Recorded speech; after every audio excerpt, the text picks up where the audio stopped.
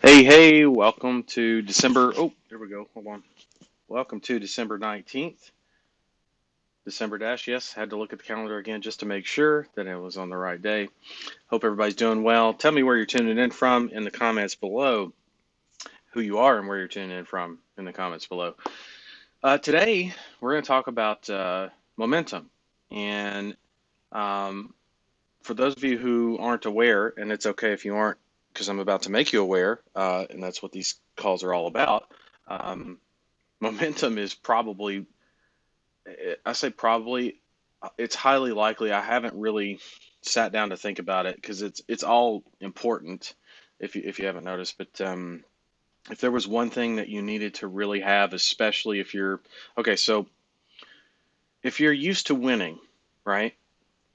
Momentum, you've already got a feel for it. You know what it feels like. You embrace it. You use it. You leverage it to your advantage, to others' advantage, all that kind of stuff, right? If you're used to losing, and by losing, I don't mean being a loser or anything. I mean, if you're used to, oh, let me make sure my audio's on. Is my audio on? Yeah, my audio's on. Awesome. Very important point. So I got to make sure everything's working right.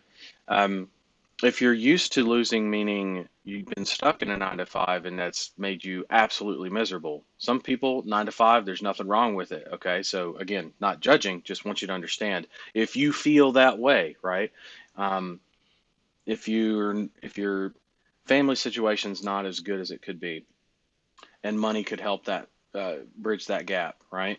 Um, through having better experiences together by being able to afford those kinds of things, having some nicer things because things don't make the world go round. However, comfort items can make a difference for sure in terms of just quality of life, right? But mostly experiences, right? Like, for example, if somebody in the family was sick and you couldn't fly everybody out there on a whim, right, to see the family member before they passed on, kind of a thing, that shit hurts, right? That's not something that just goes away. That's buried down deep. Even if your other family members, immediate family, don't bring it up, it can feel like a big loss, right? And not like you're a loser, but that you have lost or keep losing. And man, I just can't seem to win one. Man, I just can't seem to. You have momentum going for you in the other way, right? It's either an upward spiral or a downward spiral, but it is going to spiral. Stagnant turns downward, right? If you stay still, get comfortable, it's going to turn downward and very quickly versus going upward, right? And so momentum, believe it or not, for most people that I teach, don't come from I've been winning lately and have embraced the idea and concepts, even just subconsciously, about momentum, right? A lot of people that have won enough over their life um, have either become self-aware of that, or maybe they're completely unaware of it, but they just know to use it, right? Because that's what it works for them, and they can't really put it into words, right? This is where people have difficulty explaining. I just work. I just keep working. I just outwork everybody. I just do this. I do that, and that's part of the keep swinging thing we talk about. Absolutely, that's part of it. But the swinging, right? This is where they fail to understand and connect the dots for everybody else, so that they can mirror that, right? So that you can mirror that. So pay attention if you've been having a lot of losses, let's say, rack up in the loss category over there, and you want some wins. Well, understand what momentum is about and how much more important it is probably than anything else that you have ever worked on in your entire life on a personal level or business. Okay. 100%, because it will completely change and impact how you do business, how you live your life, everything, and for the good. So, um, when it comes to the momentum and people not understanding and bridging the gaps, yes, you got to keep swinging, right? And when you keep swinging, uh, the stuff from not your past, but the momentum builds up from the swinging, but not just the swinging, it also builds up from the results of the swinging. So, for example, if your goal was to land 100 punches, right? Using the boxing analogy that we've used before, if it's a 20% um, connect rate, right? And that's with the peak boxing, right? So let's cut that in half. That's with a peak boxer in their prime, 24, right? 25 on that index. Let's go with 20 or 10, excuse me. So 10, and you wanted to land 100 punches. That means you got to throw 1,000 punches. Now, I don't know if you've ever thrown a punch before at a punching bag or anything, but throwing 1,000, if you're not a boxer and you're not in your prime and you're stepping into the gym for the first few times, uh, it's not the easiest thing in the world, but it's what must be done, right? And in their case, in boxers' cases, it's many times over that 1,000, right? Um, but that's what's required of them, right? That's what the business requires of them, not what I'm requiring. But with that comes 100 punches that are going to land, and that's the goal that we had, right? And I don't mean goal as in how many clients or anything like that. I mean that's what we're trying to do, and how that translates is we're trying to build a pay-per-call agency. So 100 punches, let's call that an agency that will get you close, if not right at or just over the point of being able to quit your job, and not worry about the the right side of the menu, that whole thing, right? Um, you may not be wealthy, but you're also like people are looking at you wondering how you make your money. You'll see that happen a lot, believe it or not. Um, I've had I've had all kinds of people ask me that, and it gets annoying after a while. Um, Mostly because I'm an introvert, not because I'm annoyed with people or that they're of their curiosity. I appreciate that part. It's just having to answer the same question over and over again, and then could you imagine me trying to explain? I mean, I, multiple companies, one's hard enough, right? One's challenging enough to create an elevator pitch for. So I end up just telling them I've got a deep background in sales and marketing, and I run a few companies for sales and marketing training and software and such. And they're like, "Oh, cool!" And either they want to know more about it, and I can tell based on their interest level, or they go, "Oh, that sounds good. That's interesting. Yeah, sales and marketing. That's always a big thing," without digging too deep, right? So that kind of gives them an out for not having to dig too deep into what do I do, right? Because I don't like those conversations anyway. I think there are far more higher quality conversations to have with people to still find out the same information instead of the typical, so what do you do? Anyway, I digress. That's my personal opinion. The, um, sorry, I'm dealing with my sleep here.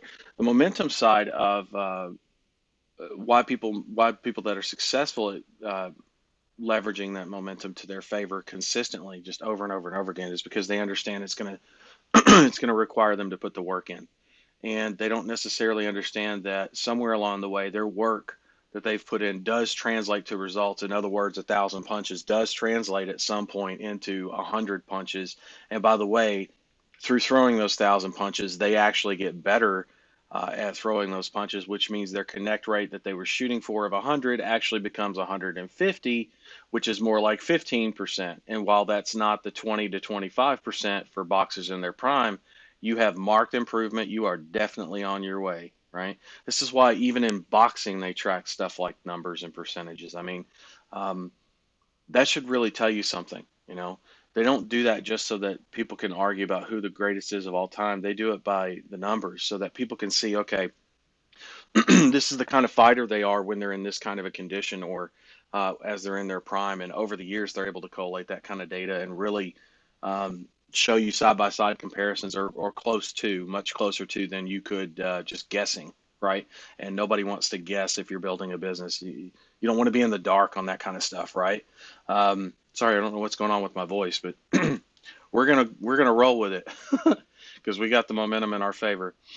Um, but seriously, there's momentum is a funny thing, right? It's a fickle bitch sometimes, and I don't name call really that much, but I'll tell you, momentum, I like to name call from time to time because she can be mean, right? She can also be the best friend you've ever had in your entire life, and everybody has the way I look at it is everybody has their bad days, everybody has their good days. And the idea is when it comes to momentum, you want to have more of those good days than you do bad days. Just like a good old fashioned, healthy relationship. of any kind or partnership. You want more good days than you want bad days with that person or with that feeling. And momentum is no different. The only difference is, man, when she's upset or going the wrong way. In other words, she will completely wreck your life. She, hell hath no fury like a woman scorned, right? I almost said hell hath no woman, which I know is not true. Hell has women, I'm sure. Um, joke. The um, the idea is momentum. Most people can't explain it because they just see that swing and swing and swinging, and then they just see that they get better at it, not understanding that time and effort went into learning curve, technique, properly doing the things they need to do over and over again, learning things as they went, saying, "Oh, look, I figured that out," and they add that into their punch. Or for us and what we're doing, systems and processes, training, the actions we're doing on a daily basis, weekly basis, monthly basis, all that kind of stuff, right? And a lot of that's already been done for you. All you have to do, all the guesswork's really been taken out, kind of like boxing. It's like, you know, I can teach you to punch. You don't really have to try your own thing all the time to learn how to punch. I can teach you to punch and punch extremely well and better and longer, harder, faster than most everybody else in the ring, if not everybody else in the ring, depending on what's in here, what kind of heart you got, right? And a lot of you got a lot of heart. That's why I love working with you guys and know you're going to do well if you stick it. You got to stick it. Um, so that's where the momentum comes from is keep on swinging, yes, but at the same time, realize that it's not just the swinging, it's what you learn from the swinging. It's the results that are produced from the swinging and being able to track those results, seeing the improvement, right? We went in expected 100 out of 1,000 punches to land. We came out with 150, and we're stronger, we're better, we're faster. We may not be Floyd Mayweather, but we're on the way. If that's our goal, is to become the best boxer, the greatest boxer of all time, kind of a thing, right? And have those high numbers in the 20s and up, right? Um, I mean, you can't ask for more than that. Just keep doing what you're doing, right? Go to the gym every day. More fights, more experience, all that kind of stuff. So same thing in the pay-per call business and how that translates, momentum wise. Um, am I missing anything? Hold on one second. I'm going to check the documentation here. Oh, so keep on swinging. I missed the middle part. That's funny. So keep on swinging, yes, but they also don't really talk about the fact that they show up every day because it's a foregone conclusion for people. So like a great boxer doesn't show up to the gym whenever he feels like it. He shows up every fucking day, like every day. And on days that he's got crazy drama going on in his life, shit he doesn't want to deal with going on in his life. I guarantee it. And her, because we do have female boxers. So boxers just show up, and that's that consistency factor. Um, so yeah, there's the keep on swinging, because if you show up and you're not swinging, that's not gonna watching other people work out in the gym's not really gonna do you any good either. But show up or keep swinging, show up to keep swinging, and from that activity and showing up consistently, you will see that marked improvement and tracking all of that along the way, and you will find that yourself in a completely different league by the time you get to the end of your expectations, right? Or some of the expectations that you thought you hit faster. It's because you're getting better and stronger, right? And faster. Okay, I think I've covered that pretty well, and that only took me 15 minutes. Pretty cool. I'm going to copy this invite link and to the Zoom room. So if you have questions about your agency, um, things you might need help with, you can come on live, ask your questions there. You can also comment below, and I'll do my best to help you out. So if you want to come on live, you can ask your questions direct, get help with anything from client acquisition to agency building. Um, most of you aren't at the scaling point. Some of you are approaching that, and we'll discuss that in the coming days, which is good for you. Just keep working on what you're working on, and yeah, any questions you guys have, I'm here for you on that. I'm gonna open this video up so I can actually see all the comments and see if I can get this thing open without having the audio. Yeah, all right. Now I can pause it. Now I can see all the comments in Facebook. Awesome. All right, everybody saying good morning. Hello, hello. So many people. That's right, it is Saturday. Doesn't feel like it to me. It's kind of weird. I don't know if it feels like it to you or not. Kind of feels like a Friday to me. My weekends tend to feel like Fridays all the way through, and then I'm like, damn, it's Monday? Really? Because everybody else, I can feel the dip, the Monday dip, where everybody else feels shitty because it's Monday. And then I don't really feel shitty because it's Monday. I don't really. Sometimes, if you notice, I have to look at the calendar and be like, damn, it is the 19th. You know what I mean? Not because I completely lose track. It's just because I don't look at Mondays, right? Like if any of you Office Space fans, uh, classic movie. Uh, somebody's got a case of the Mondays, right? No, I don't really look at it that way, and I haven't for a long time. And if you're not there mentally, you should be working on that 100%, because it's a great way to live.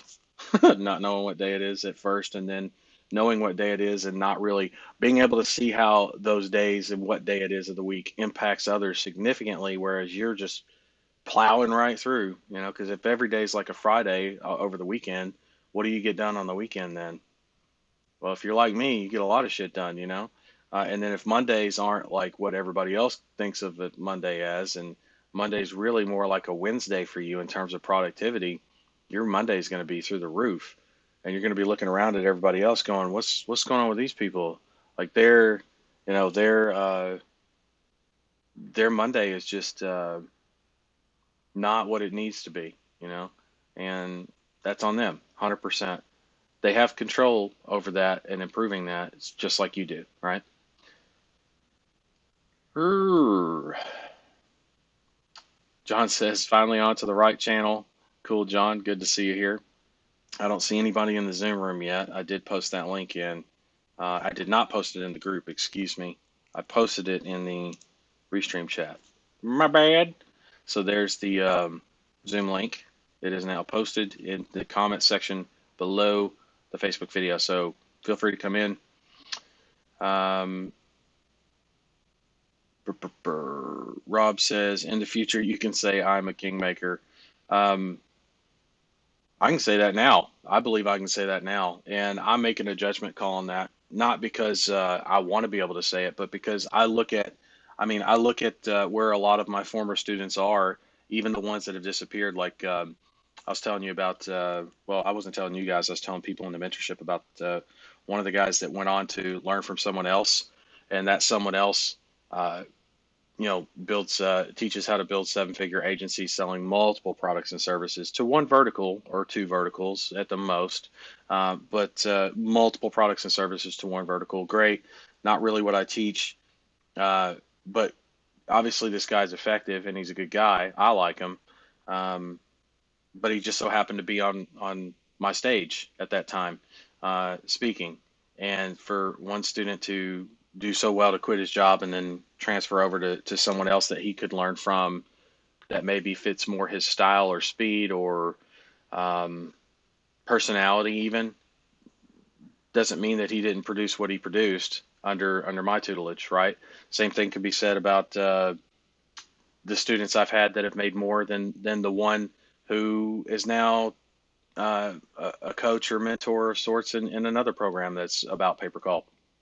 I mean, you don't do those things without being you don't be able you're not able to produce those results with other people or in other people without being a kingmaker. It's just not possible. What I will say though is for Ring Ads and the Ring Ads royalty, that brand, that name, that that culture, right? That's what I want. I want a culture of kings and queens, and in order for me to have a seat at the table with everyone, I need to be something. And I don't want to be a king or a queen. I want you to be the king or queen. I'm going to just be the kingmaker, right?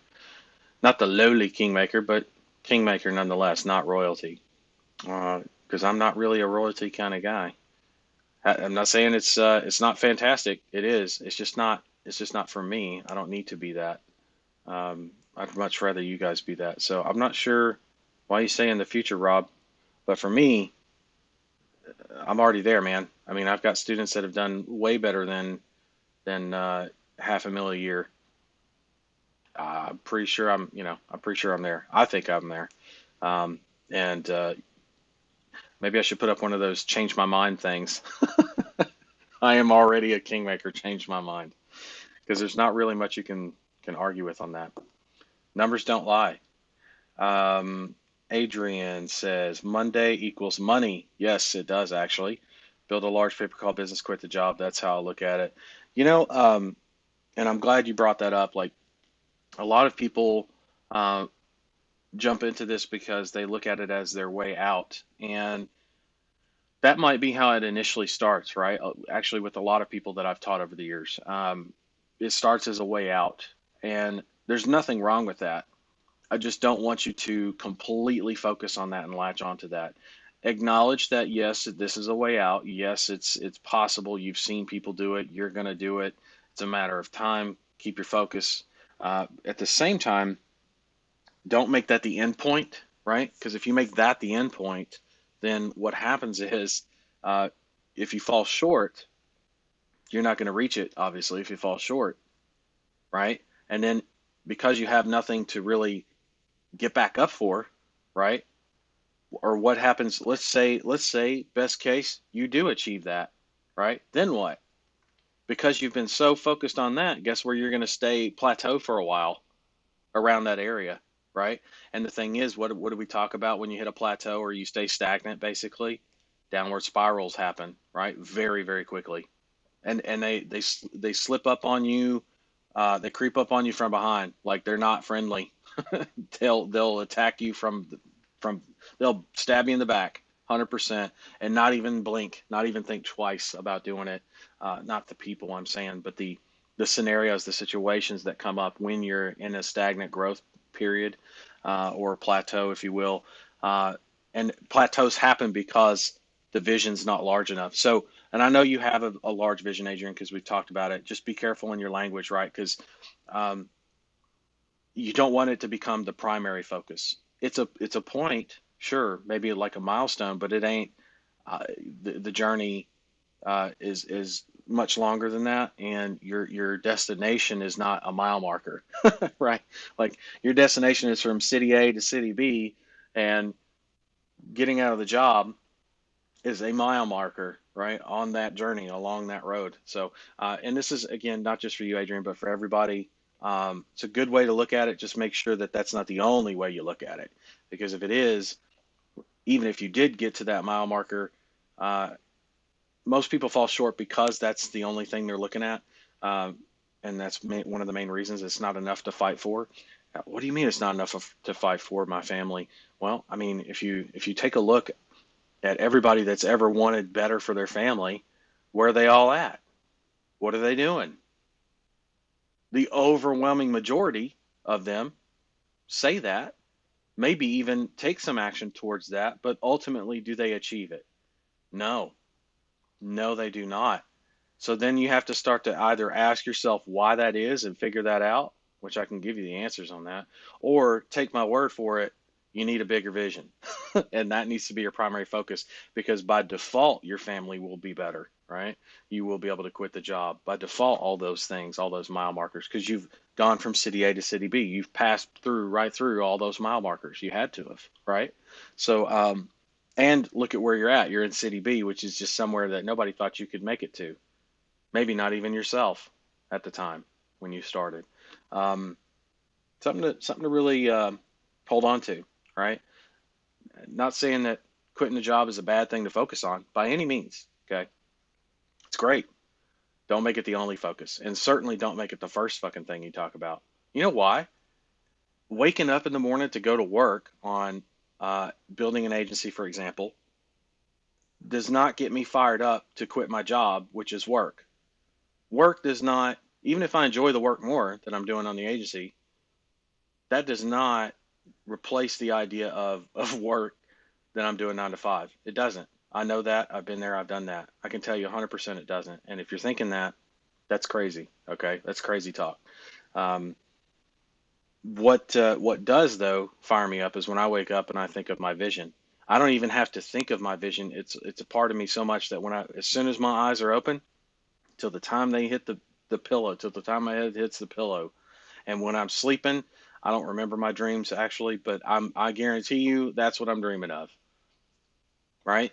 And so I've always got that in my head, right? My vision, and it's not something like quit a job, feed the family, right? Those are great things. Those are things mile marker wise that I look forward to. Absolutely, 100%. Um, they're just not the vision, right? They're a very small fraction of that vision, and it's not what I choose to focus on because it doesn't fire me up at all.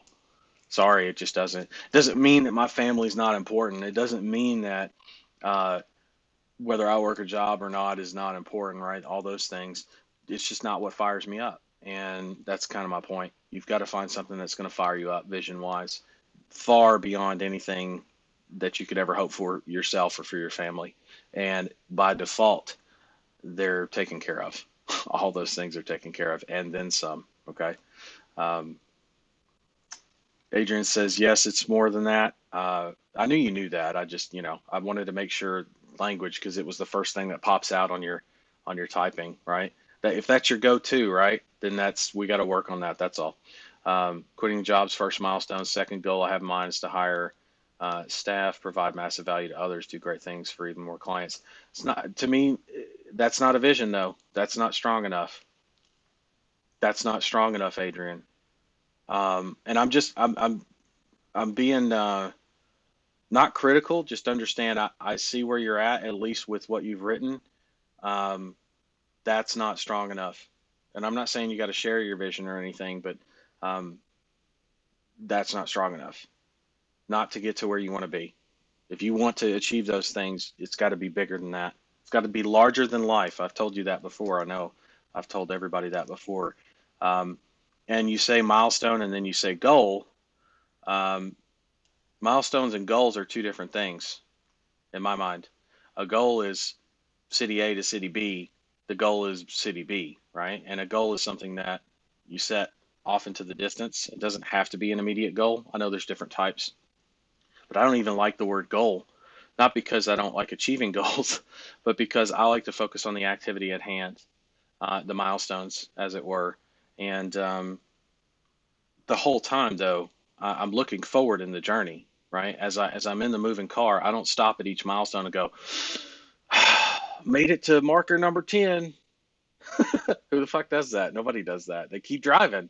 They do this because that was marker 10. It's like, oh, okay, cool. Check the rear view real quick on it. Yep, that was marker 10. Damn, I'm cruising right along. Sorry, now you can see my hands. I'm cruising right along, right? I don't know why the steering wheel's doing this. Maybe you need an alignment, but I'm cruising right along.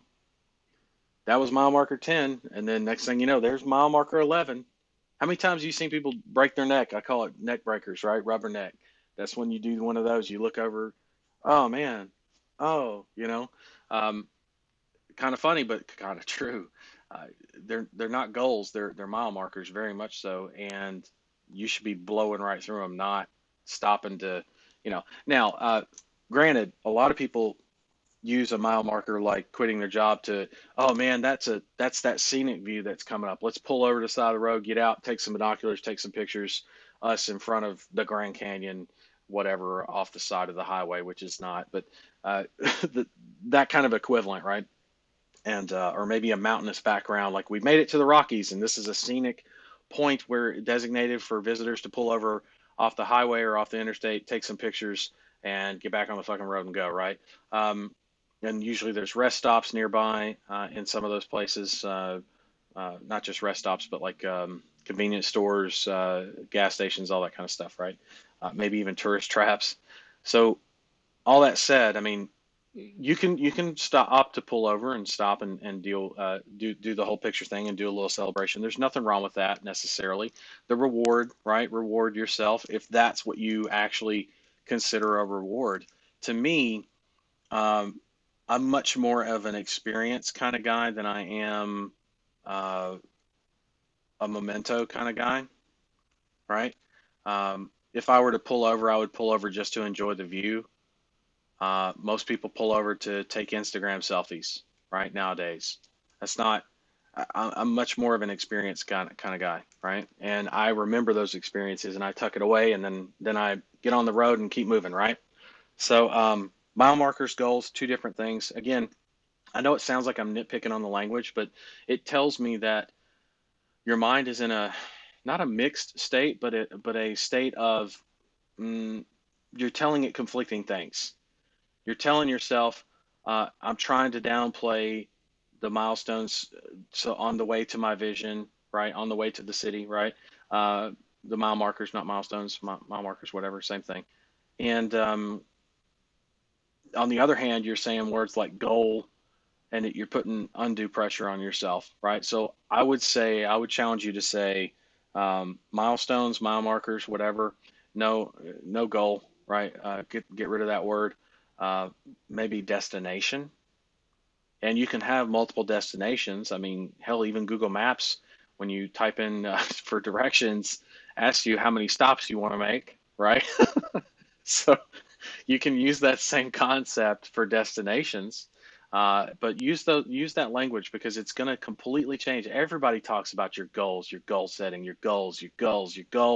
Fuck, man, get away from that because I'm not saying all of that's bad or working against you, but a lot of it's working against you, and it's not their fault, by the way. They're trying to help. At the same time, there's so much pressure built up around certain words, negative and positive connotations that are attached to certain words based on our experiences with those words, for example, that uh, people have come up with training to talk about things like, oh, don't worry if you don't hit your goal, set a good goal, and if you don't hit it right away, just keep focusing on trying to hit it. Well, that's what we call a destination. Don't worry about if you don't get to the city, your destination right away. You will get there if you keep driving. Same concept, only they're talking about goals. And then when people get let down because they didn't hit their goal, right? There's a much different connotation and expectation set up around the word goal. Not that, again, I'm an expert in that field or anything, but I just know how that word makes me feel, right? I also know how destination makes me feel. And I also know that it actually doesn't matter when I arrive as long as I arrive at my destination, right? And the same should be true for you. So think in terms of milestones, destination takes the pressure completely off, allows you to enjoy the drive. Like I said, past the mile markers and keep moving, right? Keep moving. Stop every now and again at the major milestones or scenic views like quitting your job, sure, to take in the moment, but focus on taking in the moment and then get right back to work. If you need a good example of that, the day of the IPO, for example, with Apple, they celebrated with some champagne, and then Steve literally said, "Okay, now get the fuck back to work." Like, of course, Steve was Steve, but same concept should apply, or very similar to that. Maybe not as gruff about it, but very much. This is what it's like being jobless, unemployed, rest of my life. Okay, and I'm bored with this. Let's get the fuck moving. Let's go. That's what it should be like, right? Should put together a skit like that. Me driving on the road, pulling over to scenic views, and so this is what it's like with 50 clients and no job. I am unemployable. Unemployable, right? Do the whole echo thing and then be like, well, this is fucking boring. Let's get back in the car and keep going. Oh, man. Oh, man. Oh, man. I'll have some staff in the back. They're going to be in the back seat and they're going to ask me every 2 seconds, are we there yet? Are we there yet? Right? As a joke. We'll have some fun with that skit. But my point still remains the same. Milestones, think destination, not goal. And again, it's not because it's a dirty word. It's just because our past experiences tied to the word goal tends to mean, fuck, I didn't hit it. Because let's be honest, how many of you hit most or all of your goals? And this is kind of where we get real with each other. Not that you have to tell me everything, but I'll tell you straight out. When I set goals and use the word goals and think of it as a goal, I don't do so well with it. Doesn't mean I don't achieve them because I keep swinging for sure. But at the same time, if you're not used to that, if you don't know what that momentum feels like that you need to keep swinging in order to and consistently keep swinging to build that momentum, and then that momentum works in your favor. If you don't know all those things or haven't had those experiences yet as a business owner, maybe you're a brand new business owner, maybe you've tried a few times, you just never reached that point, then you haven't had those experiences yet, those feelings. In my case, I have. And so I don't take it for granted, but it's easier for me, let's say, to do it more on automatic or autopilot, knowing that that's going to be the result, if that makes sense. Because I've been there, done that. And once you've been to the city or the destination multiple times, you're going to have been there and done that and say the same shit to other people that struggle with the whole let me set a goal thing, right? Again, nothing wrong with that word. It's not a dirty word, but it is something language wise that I pay very close attention to because most people do that and they understand they're setting a goal that they may not hit initially. And while that's not necessarily a bad thing overall, or if you've had a series of wins and have momentum in your favor, a destination is much more appropriate and also takes the pressure away from the word goal from everybody else's teaching because nobody talks about that. Hardly anybody, rather, talks about a destination. Some people do, but man, if you go and look up who talks about destination, you're going to see some extremely big thinkers, right? And you'll see some of the gurus talk about destination. They don't use that as their focus point, though, right? They don't use that as their focus point, though. I'm not sure why, but for me, I've always found the destination is much more appealing, less pressure. I know I'm going to get there, uh, and I work on how to speed the car up to get there, right? How to keep it between the lines, speed the car up, get there. I know we use a lot of analogies around here, but I hope that makes sense. I'm not nitpicking on you, Adrian. I love you. And this is also for everybody else. It's not just a you thing, my man. Trust me, tons of people think that way and feel that way about the word goal and have also not mostly not hit their goals. And it's not like there's any specific person to blame that for teaching the word goal or using the word goal or anything like that. At the same time, what I'm saying it rings true, and I know it does because I've been there, done that with the word goal, and I don't want you to have to learn that same lesson and adapt on your own without any kind of guidance. And so when I see stuff like that, I'm going to point it out because I feel like you could do well. First off, I know you. I know that you're consistent. I know that you show up. I know that you keep swinging. You're a real you're the real deal, man. Right? If there was one person, not that there's not multiple on this call, but if there's one person that I could single out as the real deal in terms of who can make it, it's going to be you, right? No doubt. The difference is language, 100%, because language will affect your mindset and your belief systems. Ultimately, actually, belief systems can affect your language. But if you start with the language, it can kind of middle out, work on both ends, work towards changing your beliefs right before your eyes because you tend to believe what you see more, and that's a good thing for us in this scenario. And it also works on things like the consistency, the momentum, and all that stuff, making sure that you show up and keep swinging. So hope that makes sense. And what that gotta have a bigger vision, and that's the destination. By the way, the vision is the destination. Okay. Rob says, I meant to say the next time you get asked what you do, you can say I'm a kingmaker. Oh, I get it. I get what you're saying, Rob. I could say that, but that just, I don't know. That sounds a bit arrogant. I mean, you're probably like, well, you're calling yourself the kingmaker. Oh, because I am, right? At the same time, I don't want to be professing it to the world like that. Now, if I'm out and about with a bunch of you guys and we're having a beer or something, and somebody comes up and says, "What do you guys do?" or "Are you here in town for a convention?" We'll all laugh to each other, right? And other people calling me kingmaker, totally okay. Me calling myself kingmaker in public, probably not, right? Um, I'm not ashamed of the title. I do enjoy it, but at the same time, uh, the focus should be on kings and queens, right? Which is you guys, right? So that's where it's like everybody goes around the room and gives their titles around the table or whatever and gives their titles, and they're like, what is this actual? Are you guys actually royalty or what? Anyway. Um,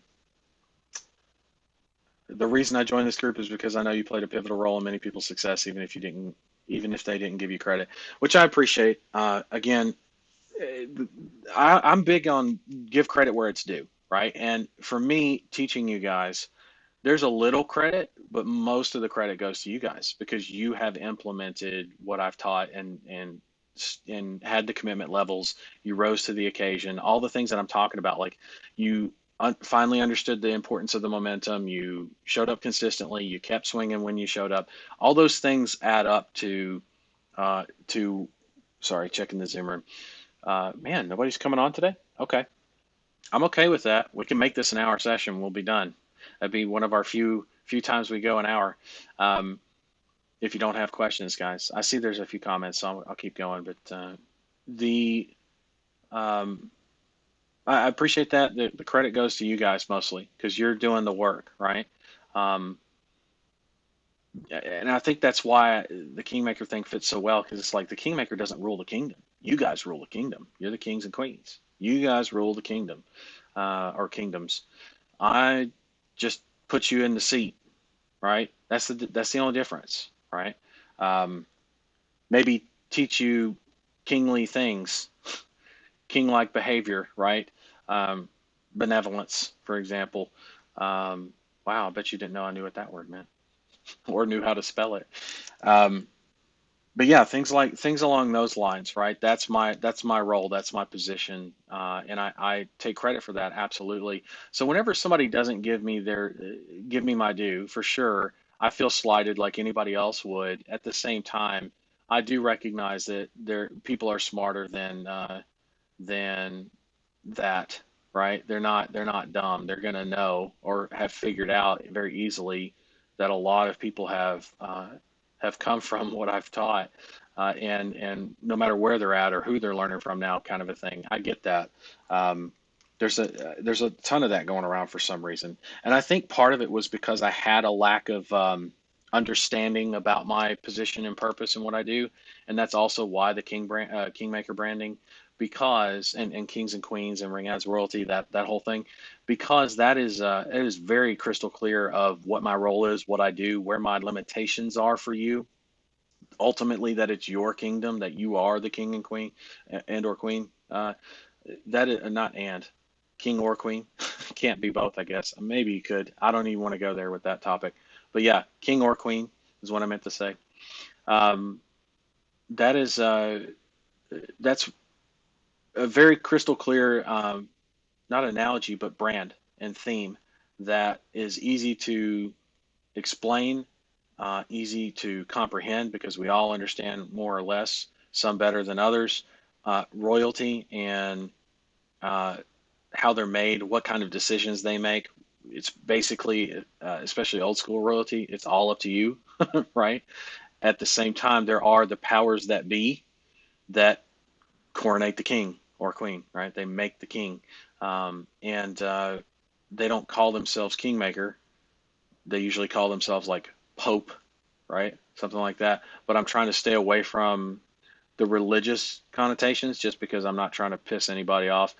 Not that I need everybody to like me or love me, but I need everybody to hear the message loud and clear. So we keep it to kingmaker, king and queen, that whole thing, right? And reward those kinds of activities, like with the rings, you saw those. So, um, and I appreciate that, and I think that's going to help. By the way, what you're saying about the credit, I think that's going to help a lot actually, and I've already seen an improvement in those areas that will not only help people understand, but help people identify with their own business, uh, who they really are, right? And not just with their business and with their staff as they grow, but with me. And then if they're identifying themselves in that way to their business and to their staff and their clients and to me, then they're going to do that to the with the rest of the world. And I think that's what maybe the missing not piece was, but definitely one of the major building blocks that I hadn't considered up to maybe a few months ago and was really kicking it around. I've actually been kicking it around for years trying to figure out why are people, because love me or hate me. Here's where I come out on it. Love me or hate me, man. I don't give a damn. I really don't. That's a personal What you just, love or hate, that's a personal choice, man. I could really care less about your personal choice of whether you like me, love me, hate me. I really don't. I don't even like to be on live stream and camera and stuff. I barely look at the camera as it is, right? And now I realize I'm not looking at the camera enough again. I'm an introvert. I don't care. I'm here to teach you guys and help you, not just teach you, but help you build a successful agency, right? Um, that's it. I'm in and out as and let's get that done. And anything outside of that, I ain't trying to be on stream, right? Or out in public like that. It's just not who I am, and not who I want to be. I'm okay with that. I want to be the kingmaker off to the side. I don't need to be in the spotlight. At the same time, for kings and queens to be asked, you know, who made them king or who made them queen, and for them to not say the kingmaker, right? Um, it's a testament to who they are as king and queen, definitely. However, I feel like again with the right branding and theme and positioning in place for all of us, it's going to be much easier to acknowledge and much more encouraged, um, and not pressure wise, but in a positive way, right? And that's what I'm looking for. I'm looking for those wins for everybody too, because the people that can't even come correct to themselves, let alone in public about who they learned from originally, and name everybody else under the sun except for the actual person they learned from to build up what they're even being, why they're even being interviewed. You know what I'm saying? Um, those are, as an example, those are people that can't get right mentally with how they run their kingdom. 100%. And that means that kingdom is not in a good place because the leadership, if you will, the king or queen in that case is um, not leading to the best of their abilities because they have inner conflict, right? On that because they know what the truth is and they're trying to spin something else. That's You're going to have inner conflict 100% unless you're bipolar. No judgments. I'm just saying that's possible. um, Highly unlikely, but that's possible in most cases. It's highly unlikely. The idea is, uh, for the way we set the theme up, credit goes where it's due, which is to you guys, right? And kingmaker is kingmaker. Nothing changes that. And in my mind, nothing has. It's just taken me this long to come up with a theme and branding that makes sense. And it really does make sense and fit. I think it's one of the best things I've come up with. Not the best, probably, but one of the best. It's got a really good ring to it. Get it, ring? It fits. It's something we can expand on. It's a culture, and it's a great culture. We've already really been working towards it, all of us, and creating that. Um, and now it supports me where maybe as in the past it didn't support me at all, actually. And it's funny because I get questions. You heard Art ask me the other day, "Hey man, how do you not lose motivation when people like totally fuck you over like that?" Or you know, and he didn't say it in those words, but pretty close, right? How do you not lose enthusiasm or motivation? I'm like, oh no, I do from time to time. And so my point is, I've been kicking around this around in my head for years now to figure a way to make it so that we all win as opposed to me just taking all the hits and you guys winning.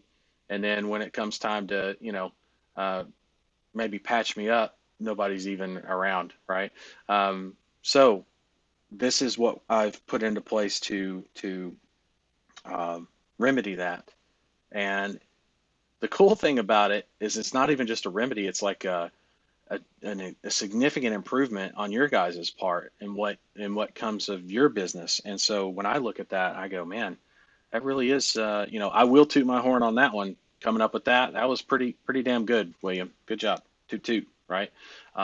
That's about the one of the few times you'll ever hear me brag about something. Whenever it's something good like that, yeah, I'll brag about it a little bit, but not often. I'd much rather brag about you guys and, like, for example, Art getting client number 14, right? I'm waiting on that client 14. Anyway, It's that's me poking him, having a little fun, you know. He's what a guy. He's doing great, right? And all of you are. I'm just saying, I've taken notice. He's doing very well. He's going to have a ring on his finger in a few months. Um, but yeah, Rob, I appreciate what you're saying. I appreciate the sentiment. I do recognize that there are mostly highly intelligent people in this group and pushing for the same thing we're all pushing for you guys, and that you recognize where the credits actually do. I appreciate that. I feel like the Ring Eyes royalty and the whole Kingmaker theme really goes um, to strengthen all of that, I guess is what I was trying to say. Adrian says, what are some things you would consider milestones to aim for, the large milestones? Okay, so milestones are not things you aim for. Milestones are not things you aim for. Milestones. So here's what I want you to do, and I know you live in Jamaica. Uh, I haven't been to Jamaica. I'm unfamiliar if they have. I've heard horror stories about some of the roads, like some of the mountain roads, but I know not all of your roads are like that, right? Um, I don't know if you guys have interstates though. I think you might have visited the states, if I'm not mistaken. Like I think you've been to Florida, right? And if you haven't seen the interstate system here in the U.S. Um, or the like for you guys over across the pond in the UK, um, the M8 or something, you know, um, those are basically bigger roads, like wider, think thoroughfares, so two, three, four, 5 lanes across. In LA, it's like sometimes 8 to 12 lanes across, all going in one direction, right? And we have these mile markers that are posted up and usually are numbered. And there's exits for things like streets or gas stations, especially on interstate drives between, like, for example, Las Vegas, which is in Nevada, over to California. There's what we call Interstate 15, I-15, right? Worst, one of the worst fucking roads there is. Maybe the only worst one I can think of than that is I-20 from Alabama to Atlanta. It's known as Death Valley, and for damn good reason. Outside of that, I-15 always sucks because there's always something going on, and traffic's backed up for a fucking hour either way. Usually, it's crazy. Okay, but it's 2 lanes, sometimes three, going through the mountain pass down into California. Okay, and it takes about to get into LA, like downtown, would take about 3.5, 4 hours from Vegas, roughly. Um, and the flow of traffic on I-15 is like 90 miles an hour. I know that sounds crazy, but it's true. 90, 95 miles an hour. If you're doing anything under that, your people are passing you and giving you the finger like you're a 70-year-old granny. You know what I'm saying? Like, if you're doing 85, you're getting passed like you're sitting still, and people are pissed at you because you're doing 85, which sucks because the state troopers out there love to give tickets. Baker, Barstow, that whole area, pff, fuck man, ticket city right there, buddy. Let me tell you. Anyway, enough of the California Highway Patrol. The uh, uh, the idea is that interstate system has mile markers the whole way, and mile markers aren't meant to be major milestones. They're meant to be much smaller, right? Whereas cities like Baker, which is a fuel stop, it's about 100 miles outside of Las Vegas. There's one about 50 miles roughly outside of Vegas at the state line of California, Nevada, which is called Primm, Primm, and it's been built up. There's casinos there, there's gas stations, tourist trap city kind of a thing, right? There's actually an outlet mall, a rather large. I don't know if it's still there anymore, probably not, based on everything going on. I'm sure physically the location is still there, but I don't know how many stores were open. The last time I went out to the outlet mall out in Primm for fun was a few years ago, and more than half the stores were closed down. It was kind of creepy. It was like freaky walking around all those empty stores boarded up. And it was a huge outlet mall, like an actual, mall. Um, and not outdoors either. It was all indoors too, which is crazy. So yeah, point is, Primm is more of a uh, kind of a destination, but more of a fuel stop. And that's if you forgot to fill up at home in Vegas before you took off, because it's 50 miles out. It's at the border of California. California fuel is going to cost a lot more, that whole thing, right? Plus, it's at the base of the mountains. So that's when you start your climb up through the mountain pass once you get past Primm and enter the California state line, right? Okay. Now, once you get down on the other side of the mountains, there's a place called, or most of the mountains rather, there's a place called Baker. All right, and that's basically in Death Valley, which is hot as balls. It's like Satan's vacation home. Um, well, excuse me, hell is Satan's vacation home compared to how hot it is in Death Valley. And just to give you some perspective, Baker has a thermometer, a big ass thermometer that's like as wide as my desk and as tall as I don't know. You can see it from miles off as you're coming down the mountain, and it registers up past 120 because it's regularly in the summertime anyway, 115, 120 easy, no sweat, right? Um, no sweat because it's in the desert and it's dry too. But seriously, it's also a fuel stop. It's almost 100 miles outside of Vegas. It's not quite halfway between Vegas and California. The next city up is Barstow. Here's my point. Those are major cities. They're not milestones, but they are bigger than milestones. Along the way, milestones can be things like agency website, right? And I know you've got a lot of this stuff done, and so you're in a place where you're maybe harder for you to identify what milestones would be like. So let me give you some examples initially, and then some examples from where you're at, Adrian, so that everybody can understand this is something that should go on for some time, right?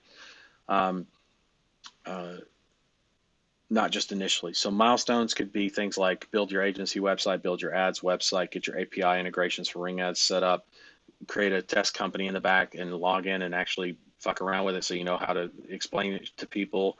Um, Create your ad campaign, get a copy of it ready, all that kind of stuff, right? Run calls to a client so that I can prove to myself I can get calls. All these are like milestones. Those are all milestones.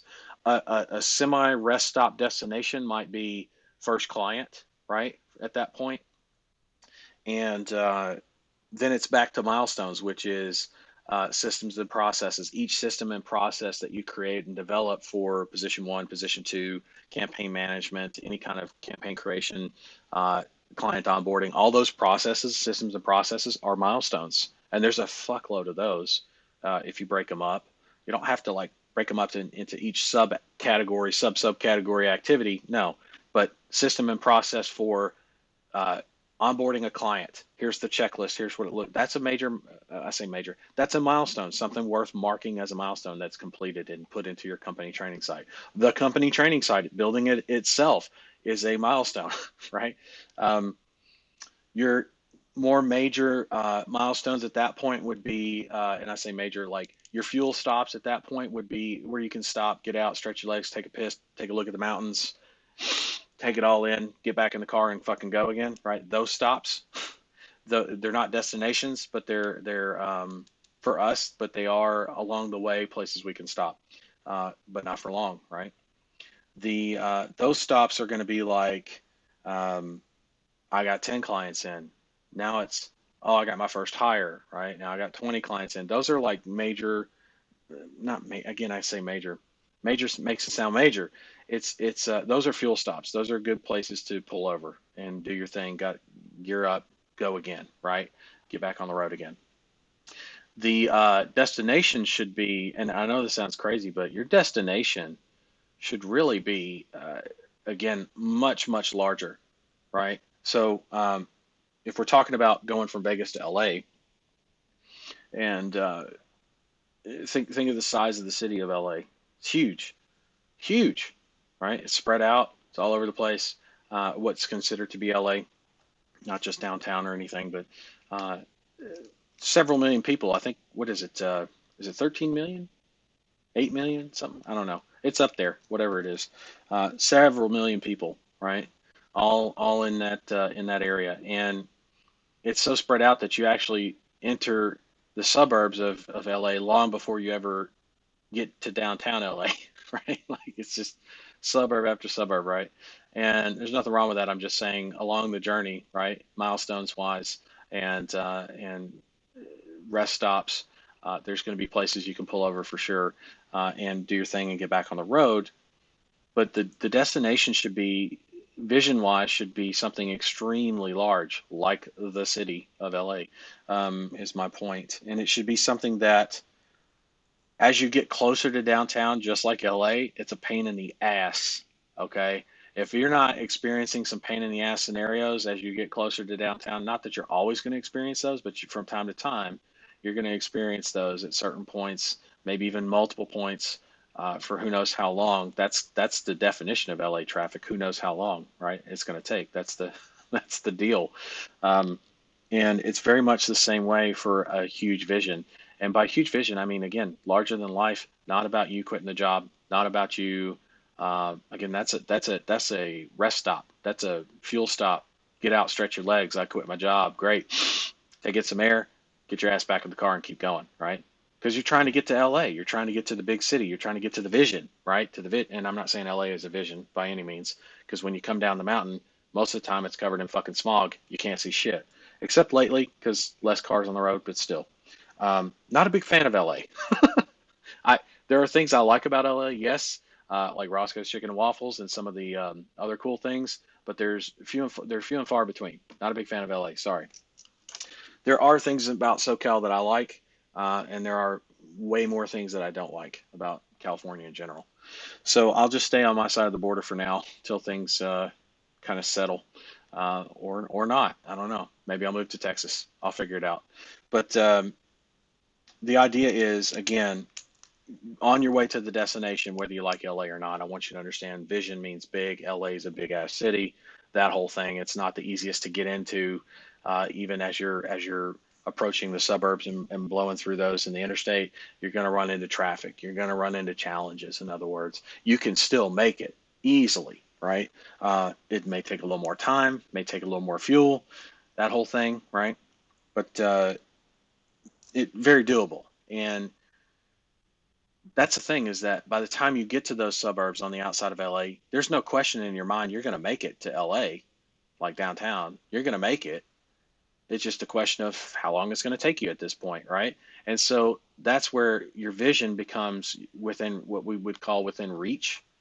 That's a that's that point where you can stop protecting the vision as much, because you're almost already there anyway. Anybody that says you couldn't hit it is absolutely blind as a bat, and everybody that can see it, which is most everybody, is going to cheer you on now, as opposed to poo-poo your idea way back from when you started in Vegas, right? You've already made it through the mountains, you've made it through the hot ass desert, and and you've now you're in the suburbs of the major vision that you're ready to arrive at, right? That whole thing, and everybody's going to cheer you on, right? Kind of like the last mile in a marathon.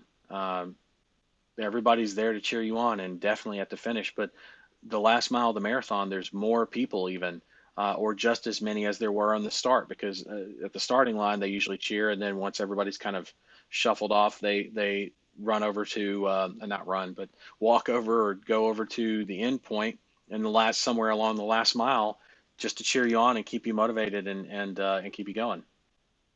Um, Not that there's not people along the entire route doing that. I'm just saying it's really noticeable as an increase towards the end, and it's great. That's what you should expect, right? But vision wise, should be much bigger, um, much bigger than life. Okay, uh, and that's the difference between, again, to come back to the answer or the question here. What are things that I consider milestones to aim for? You don't aim for milestones, right? You just pass them. Remember, you're in your car driving on the interstate, 90 miles an hour. That's the flow of traffic. That's how fast it goes. It goes so fast, you might be like, "Oh, damn, that was the milestone," and you look in your rearview mirror to see it's not way up there. Sorry, you look in your rearview mirror to see the milestone, the back end of the milestone. It's like, well, fuck, it's okay. That was only mile marker 90. No big deal. We're on the way, right? And you keep driving. Seriously, because that's not really a place to stop. Unless you have a flat tire. If you have a flat tire, then you know uh, you're gonna have to pull over, right, and start changing it. Good news is you got somebody over here that is kind of following you, like road crew support, the whole journey. And oh, you got a flat tire.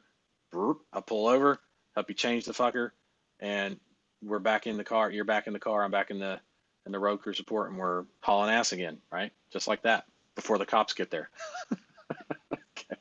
Before the California State Highway Patrol gets there. God, there's fewer professions that I can't stand than specifically the employment of the California Highway Patrol. I've dealt with a lot of state troopers over the years in a lot of different states, and um, California is by far one of the worst, if not the worst, that I've encountered, just in terms of attitude, um, how they handle themselves. There's been a very few cool and calm, collected customers in between, right, in California Highway Patrol, but not many. Not many. If anything, hell, Nevada's got it made on that front. They're really slick over here in Nevada, to be honest. I like them a lot. Metro even, it's the Wild West here, and Metro, the cops here don't, Las Vegas Metro, they don't play around. And there's a lot of them that are on edge, but once they see that you're cool and calm and collected, they're very cool too. They open up, right? But initially, it's very much a Wild West out here in a lot of cases. Um, don't let them fool you. One of the mindset shifts, Adrian says, which has helped me remain focused on this business, is also appreciating my job. Good, good. That's exactly right. I'm learning daily to love my job more and more because one day I'll look to hire people. Good, man. So that's what you should be doing. You should be, because that means, I know what you mean by that. You're looking around and not just appreciating, but you're also like, damn, I want that for when I hire somebody. He's got this quality, she's got that quality. They do this, they're responsible for this, and they only get paid this much, and they're happy to do it, and they're okay with it. You start noticing and observing those things because you're coming from that place of gratitude. Good on you, dude. 100%. I know that's what that means. Um, and I want them to love their jobs. Exactly. I really believe in leading my example, training my mindset. 100%, dude. You're on the right. Yeah. Love that comment. I'll click the love there. Miro says, William, I love your daily sessions. They're so worth it. I've missed some. Anyway, I can't always sit by my PC and watch. It's late at night for me here, but would love to listen to the audio. Is there any way to get MP3? Possibly. Many thanks. There's some sites out there that you can take a video file and convert it to MP3. But the good news is all these are recorded instantly into the Facebook group, and so you can actually click into the video, and while it's not MP3, you can just put your phone screen on lock or whatever, and it'll play the audio for you. But it's not going to be in an MP3 format now, sadly. But there's ways to work around that.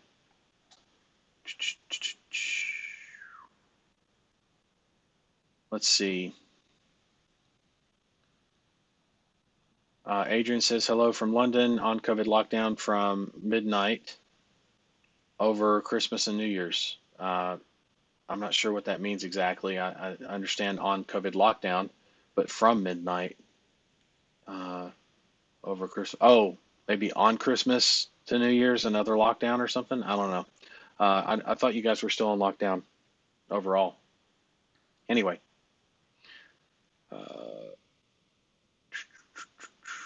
I don't see anything else, but hopefully that gives you guys some understanding of like what it is I mean when I say milestones, destination, why I'm not a big fan of the word goals. Not that you have to be or don't have to be, and not that you have to think the same way as I do or anything. I'm not asking you to do that. I'm just asking you to keep an open mind, look at it from a different perspective, because the definition of insanity, as you well know, right, is doing the same thing over and over again, expecting a different result. And if you're using the same language, that also applies. If you're doing the same kinds of activity, that also applies. If you're coming from a place of lack of gratitude, for example, some of you are working on your gratitude. Good, because that's where you should be. Because if you're trying to solve the same problem of quitting your job, feeding your family, taking care of everybody, if you're trying to solve all those problems and more, which your vision should be much bigger than that, as we discussed. But if you're trying to solve those basic ones, right, uh, from the same place, from the same attitude, using the same language with the same habits, it ain't going to happen. Not because I say that. I'm rooting for you. I want you to find a way to win. In fact, I'll help you find it. Stop using the word goal, right? As an example. Use milestones, use destinations, look at them appropriately, list them out, write them out. And, you know, most of us drive on the interstate, we take it for granted because the mile markers are labeled for us already. But that's only because somebody went out there and labeled it for us. So if you think about it, we are blazing the trail, even though the trail's already been very well blazed. You have to lay your own mile marker, right? You have to lay your own mile markers. So you punch that in the ground and you're good to go, right? Good to go. Hope that makes sense on some of the analogies and stuff and vision. Um, we might talk about vision a little bit later this month about some of the, because we talked about protecting it, but we didn't talk about, we did touch on this about the idea of like how big of a vision, right? And it should be massive, like change the world, massive. And if you need proof of that, take a look at any major player today, right? And how they've impacted and changed the world in terms of how packages are now delivered, right, and sold from Amazon, for example, or how we now enter space and not just enter space, but explore space, so space exploration with things like SpaceX. And I guess you could say Bezos has that, but I very much feel like that's a Me Too movement, at least right now.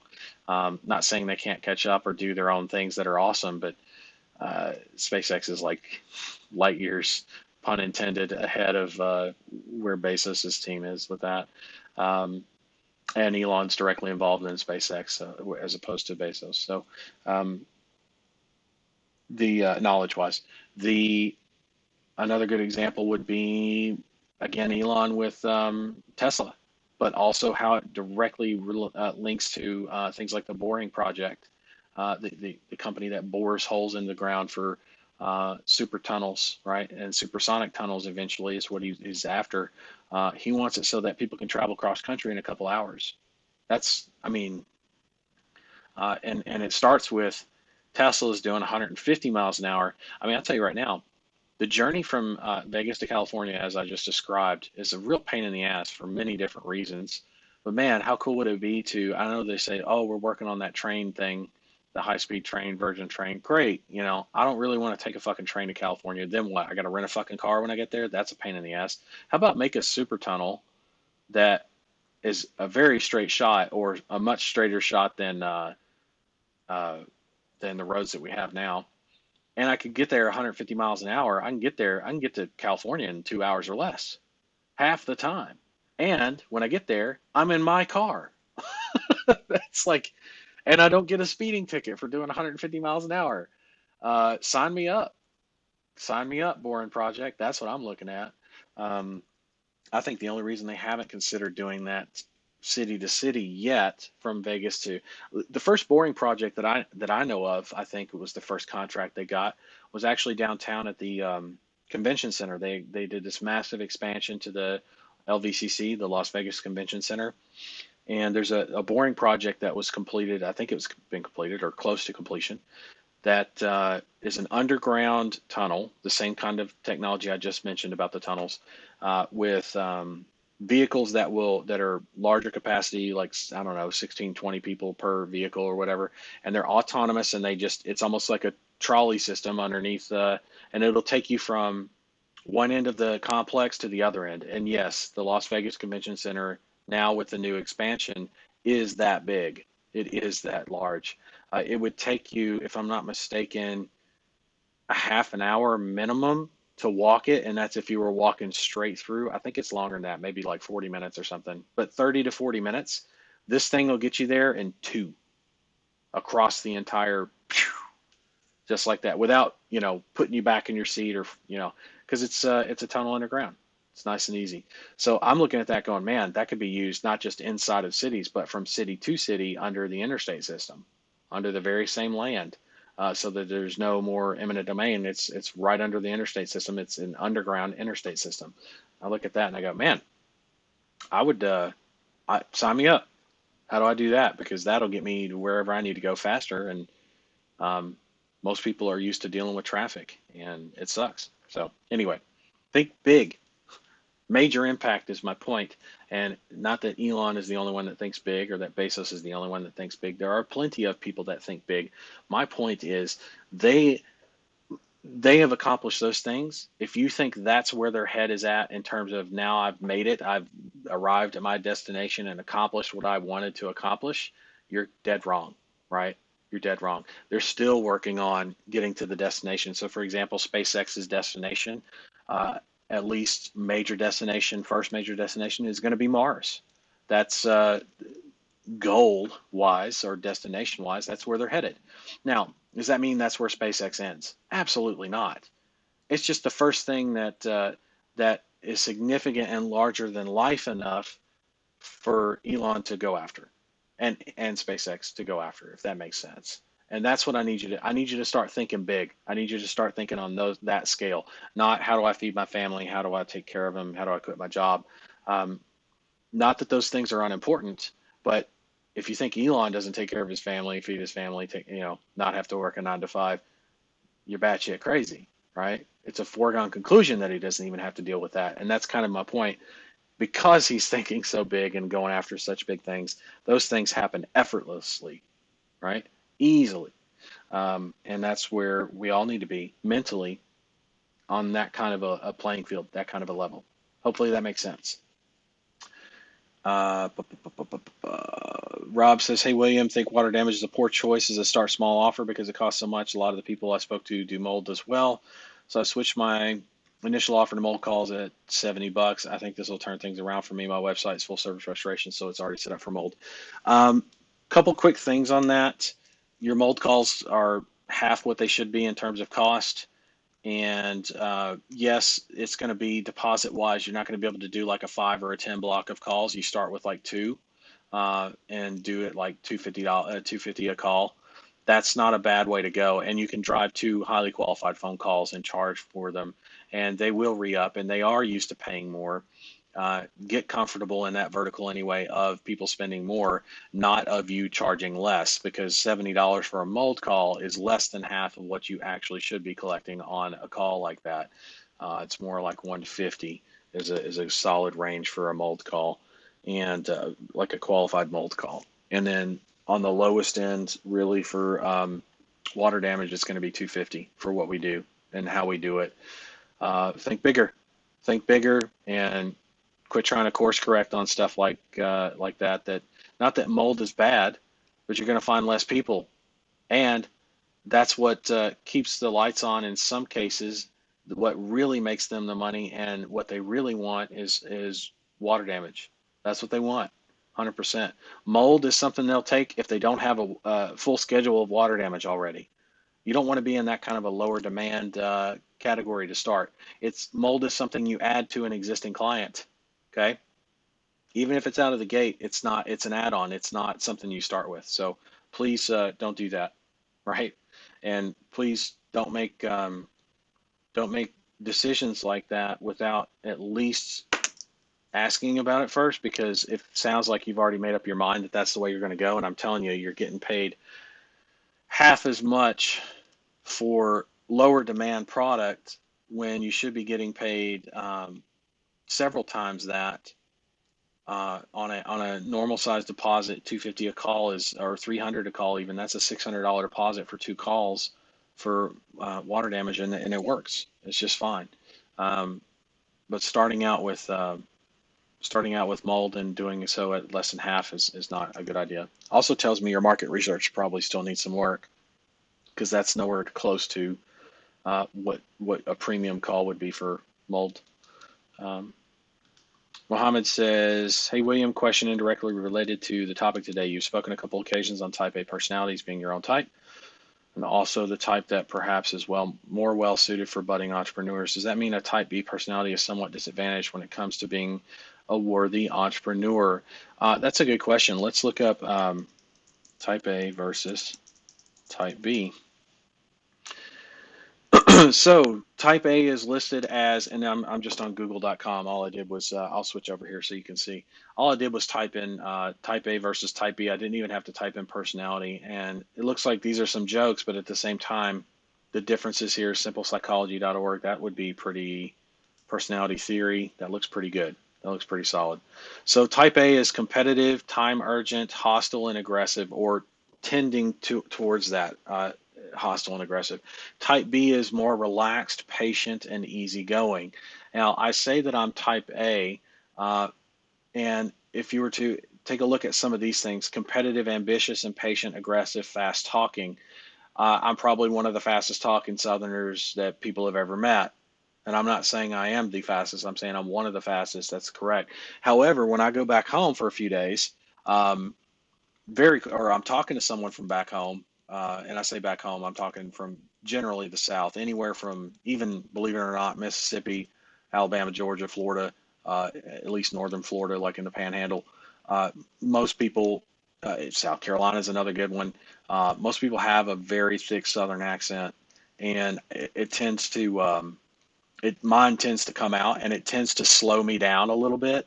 Not that I mind at all. I'm just saying my language tends to slow down a bit, because it's just the pace that I'm used to speaking when I'm back home, if that makes sense.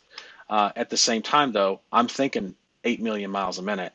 No, there's no doubt. So if you look at that, competitive, am I competitive? Yes, I am. A lot of people confuse competitive with being competitive with others, right? Notice it doesn't say competitive with others. It just says competitive. So for me, I am competitive, but I compete against myself.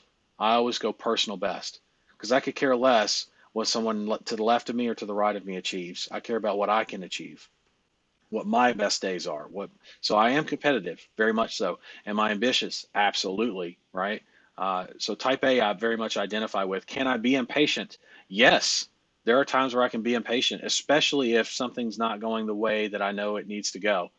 So for example, if you've already learned how to tie your shoes, and not just tie your shoes, but tie your shoes in like 20 different types of different ways, you might be impatient, or be more prone to impatience with someone whom you've taught to tie shoes the normal way, not even any of the advanced stuff. Like, what if you're a world champion shoe tire, right? Guinness Book of World Records for tying knots for shoes, or tying shoelaces, or some shit. I don't know.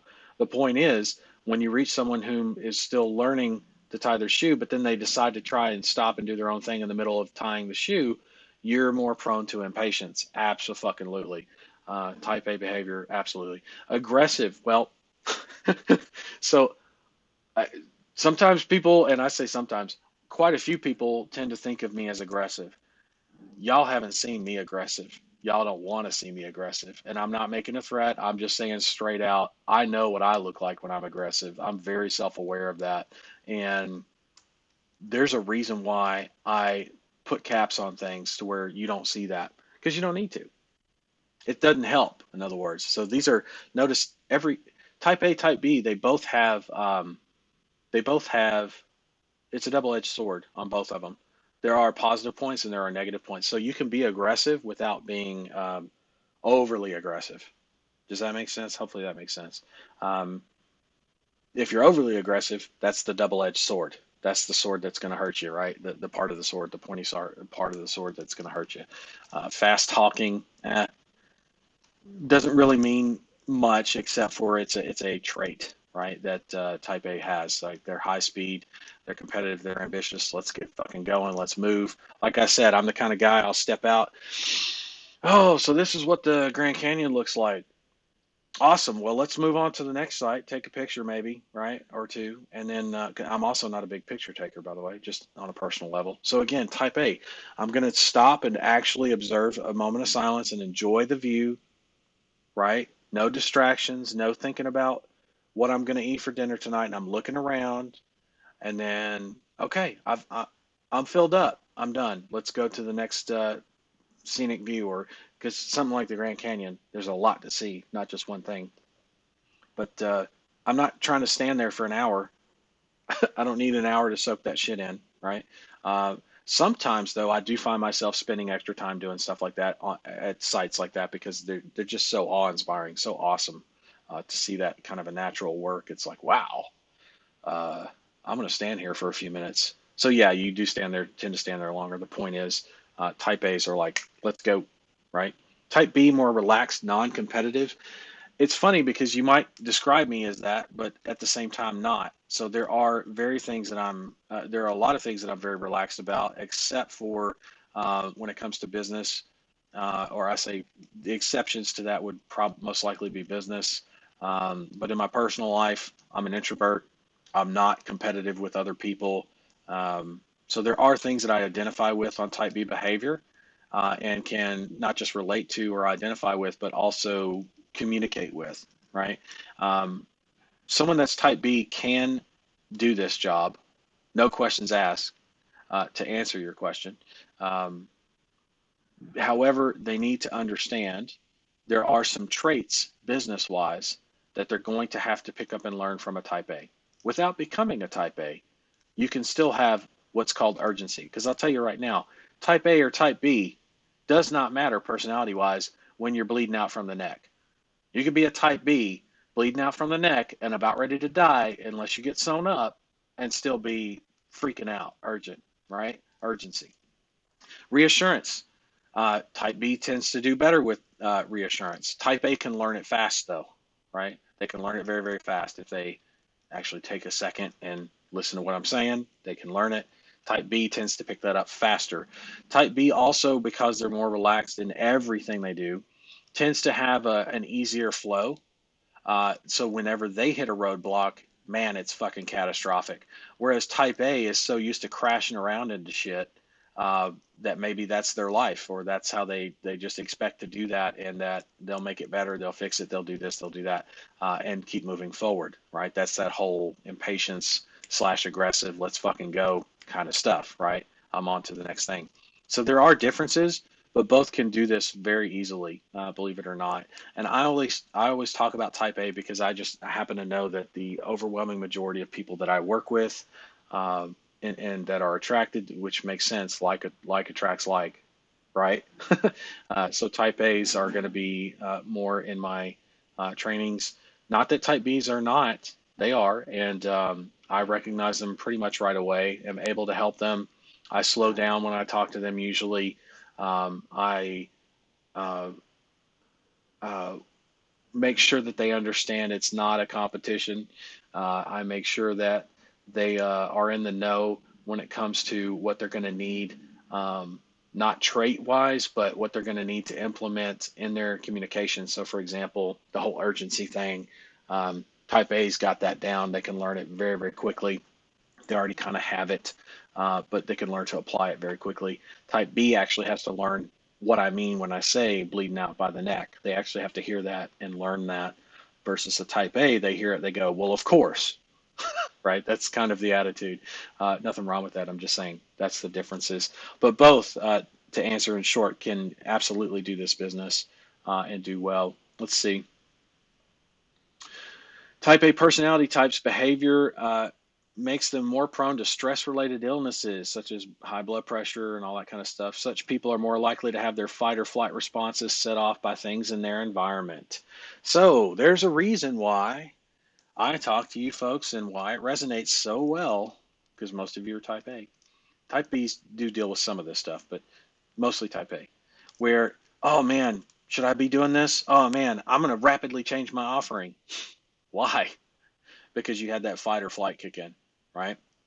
Fight, flight, or freeze actually is the appropriate updated way to say that, because there are moments of freezing, um, even in nature, by the way, not just us. The rest of nature, there are animals that will freeze before they take off or fight. But there's moments where they freeze to see, did they see me? Do they see me? Maybe they didn't see me. I'm going to be real quiet and freeze, like dead freeze, dead stop. And that is a thing. So those people, type A's, right? Us people, we're we're more used to having these kinds of fight or flight responses being triggered not just by environment, which is also why I talk about environment being so important. Why you should have those micro rewards, not just for yourself, but for the ones you love, so that they can help support you and your in what you're after. It's also why I talk to you about protecting your environment, because, or not protecting your environment, protecting your vision, because that's actually part of the environment you're creating, the culture that you're creating. And when you do that, uh, great. But when you don't, and somebody poo-poos your idea or steps all over it or takes a shit on it, basically, um, how does that affect your environment? Right now, you've got fight or flight responses kicking in to adapt to an opinion from somebody who couldn't find their ass from a hole in the ground, right? Couldn't tell the difference between the two. So yeah, that's why we talk about all these things. Uh, It's also why I talk about stress and management and the idea of let's talk about things that are, for example, low pressure or no pressure for you. So we stay away from certain things language wise, like goals. And again, that's just kind of pointing back to today's example, but there's been many examples of these things that I point to. This is actually a really good article. This should make a lot of sense. This is the first time I've seen this. This should make a lot of sense to you in explaining what it is that I teach and why I teach the way I teach. But let's see. Other research has investigated the way that type A people experience and cope with stress, which is a major factor for leading to coronary heart disease. It would seem that a much more sophisticated model is needed to predict coronary heart disease. Those are references. What else do we have? Research evaluation. Studies carried out on women have not shown such a major difference between type A and type B and subsequent health.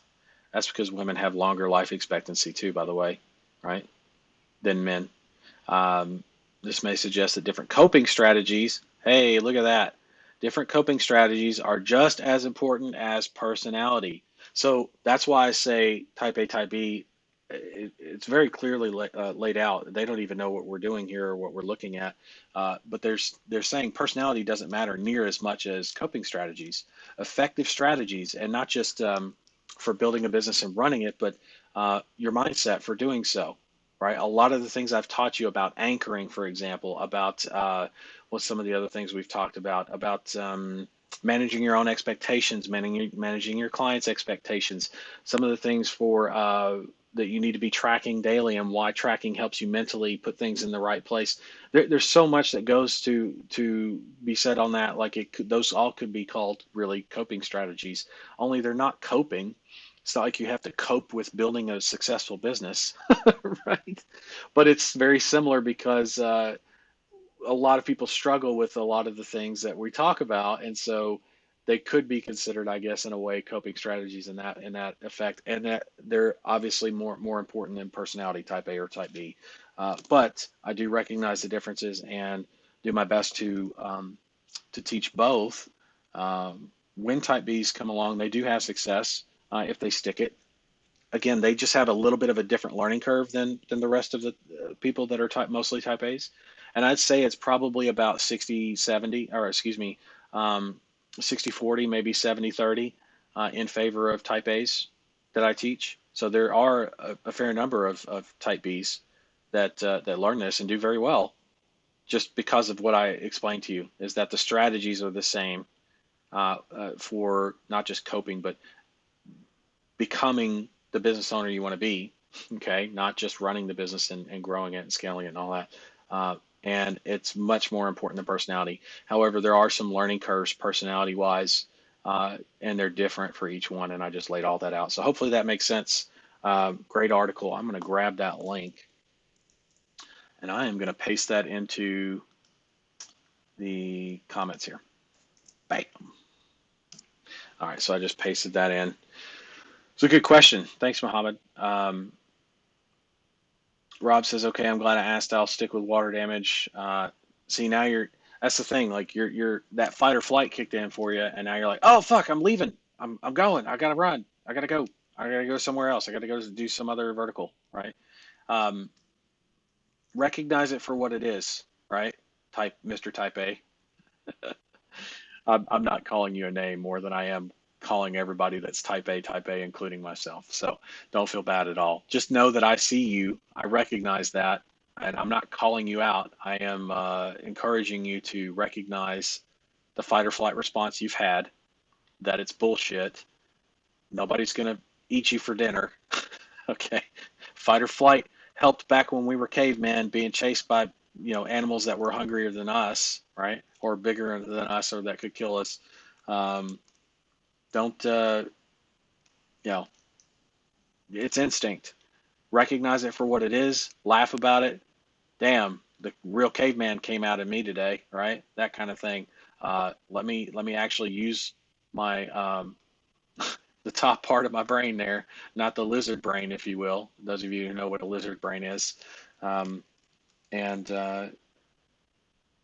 what's the prefrontal lobe? What's that called? The neocortex? Isn't it called the neocortex? Let me use my higher functions, right? My neocortex, which we're the only beings on this planet that have.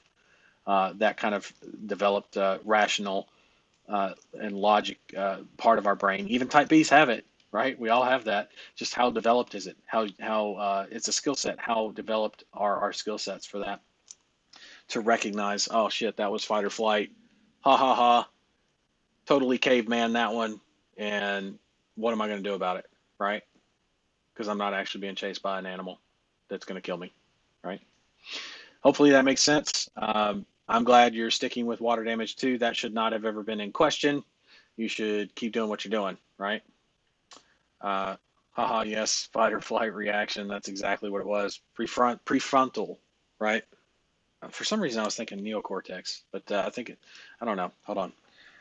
Three types of brain. I know there's lizard brain. There's the where's that? And I know it was Oren Klaff, Klaff, and it was Pitch Anything where I learned that the crocodile brain he called it. I call it the lizard brain, same thing. And it was Pitch Anything was the book, but where's the three major types of opposing? Is that it? Three basic parts of the brain, chapter 1. Is that it? Oh, there it's a PDF. Okay, so Command F, brain. Just type in brain. How the brain works. Wow, 73 times he says the word brain. Holy shit. Okay, see if I can find it real quick here. Dealing with a crocodile brain. Okay, which is the basic instinct, fight or flight or freeze, right? Pitch Anything, by the way. Oren Klaff, Orenklaff. Great book. And you can actually see it right there. Oh, you can't see that on my camera. Hold on. Let me pull it down. Pitch Anything. I got it in hardcover because it was that good. Okay, here we go. Crocodile brain, and I'm looking right at it on the PDF of chapter 1 for some reason. I guess he's giving away chapter 1 or whatever. But you'll see the neocortex. So I was correct on that. Not that I needed to be, but for some reason, like I said, it stuck out. And then there was midbrain. I was thinking middle brain. It's been a while since I've read this book. But midbrain and then crocodile brain. And basically, by the way, what he's saying in Pitch Anything is you have to actually start pitching to this part of the brain, crocodile brain. You got to talk to the fight or flight response in you first. Meaning, if we're talking self-talk, like, oh shit, am I in the right vertical? Should I bolt? You're in fight or flight mode, right? Which is the crocodile brain. So you have to, if you're going to talk to yourself, you can't talk to yourself from a higher level and say, look here, reason, rationale, logic, all that. No, you can't do that. You got to start down here, and it works its way through the midbrain up to the neocortex. And he explains that in the form of pitching, meaning pitching like venture capital companies and all that kind of stuff, which he's done a lot of and has a lot of experience in that. And he translates that for you very easily. But it's really a form of communication with not just you, but also with other people because they all have the same setup brain wise, whether they look like it or not or act like it or not. They definitely have a crocodile brain. They definitely have the midbrain and the neocortex, right? The higher functions. And the higher functions, by the time it reaches that point, and you've made it through the crocodile brain, I'll give you an example of a good crocodile brain, or I'll give you a good crocodile brain example. So a good crocodile brain example would be you're pitching someone, and I say pitching, you're at the pitch in your sales script, and the first knee-jerk reaction out of everybody is what, folks? They're going to say no. I tell you this. I tell you to expect this. That is someone's croc, and the reason I know that is because that is someone's croc brain going, nope, right?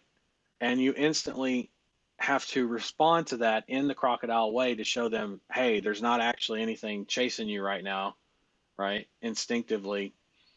And the no becomes, well, what about this and that? And so the middle brain's trying to work shit out now at that point because they understand they've instantly moved from a place of I'm about to hang up the phone and run away from you or fight you on the phone and be defensive, right? You've heard that before if you've done sales pitches on the phone. And they're working out, okay, they've moved from that, and acceptance of that has already taken place almost instantly or instantaneously. And now in the middle brain, they're working through how that's going to how that's going to play out, like problem solve, if you will. And that also easily translates into the neocortex, which is going to be the justification around and the solidification of that strategy that the middle brain has kind of processed. Okay, if that makes sense. That's basically the form. So he's saying you have to communicate directly to the lizard brain first, even though you know you're talking to someone who has a higher function. The lizard brain is going to trump that every time. And it's true because if you need proof of it, think of the last time you were in a serious emergency or accident or car accident or something happened, or somebody fell out and you had to call 911. What was the first thing that kicked in? Was it your higher level functions of evaluating uh, the surreal uh, view of how short life is and how fleeting it can be, and man, I should evaluate my priorities in life. And then, no, you're not. That's neocortex. You're not thinking all of that stuff in the moment of, oh fuck, we need an ambulance, right? Like, oh fuck, we just had an accident, right? That kind of thing. That is very much lizard brain. Your first thoughts go to, I got my arms, I got my legs, I can move my back and my neck, so I may be hurting tomorrow, but at least I'm alive. Do I need to run right now? Is the car on fire? Right? Because I just had a wreck, right? As an example. Oh fuck, I need to run. Unbuckle, go, right? Pull everybody else out if they're unconscious or whatever, um, or make sure they all get out of the car with you. And if it's not on fire, it's kind of like I'm not just going to sit here, but I'm also not going to move if I don't need to. So again, all crocodile brain things.